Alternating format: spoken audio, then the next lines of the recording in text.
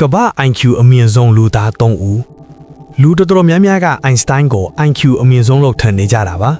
တကယ်တော့သူ့ထက် IQ ပိုမြင့်တဲ့သူနေကဘာပေါ်မှာရှိခဲ့ပါတယ်ဘသူတွေလဲဆိုတာကြည့်လိုက်ကြရအောင်နံပါတ်3 Christopher Langan နံပါတ်3ကတော့ Christopher Langan ပါသူ့ကိုအမေရိကရဲ့ဉာဏ်အကောင်းဆုံးလူသားလို့ခေါ်ကြပါတယ်ထူးခြားတာကသူဟာတက္ကသိုလ်ကနေထွက်ခဲ့ပြီးမြင်းဆောင်မှာအလုပ်လုပ်ရင်းနဲ့တင်စကြဝဠာဆိုင်ရာ theory တွေကိုဖော်ထုတ်နိုင်ခဲ့သူဖြစ်ပါတယ်နံပါတ်2 Terence Tao နံပါတ်2ကတော့တင်ချာလောကရဲ့ Mozart of Math လို့တင်စားရတဲ့ Terence Tao ပါသူဟာအသက်2နှစ်အရွယ်မှာတင်ကဏ္ဍပေါင်းစပ်နဲ့တင်ချာတွက်နိုင်ခဲ့ပြီးအသက်24နှစ်မှာတင် UCLA တက္ကသိုလ်ရဲ့အသက်အငယ်ဆုံးပေါင်မှုခဖြစ်လာခဲ့သူပါ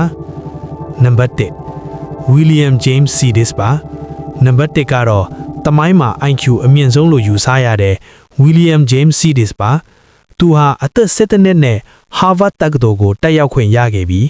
ဘာသာစကား40ကျော်ကိုကျွမ်းကျင်စွာပြောဆိုနိုင်ခဲ့ပါတယ်သူ့ရဲ့ IQ ဟာ Einstein ထက်တောင်အများကြီးပိုမြင့်နေတာပါဒါဆိုရင်လူသားတစ်ယောက်ရဲ့ဉာဏ်ရည်ထက်မြက်မှုဟာ IQ တစ်ခုတည်းပေါ်မှာပဲမူတည်တယ်လို့သင်ထင်ပါဘူးလား comment အားဖွင့်သွားကြပါဦး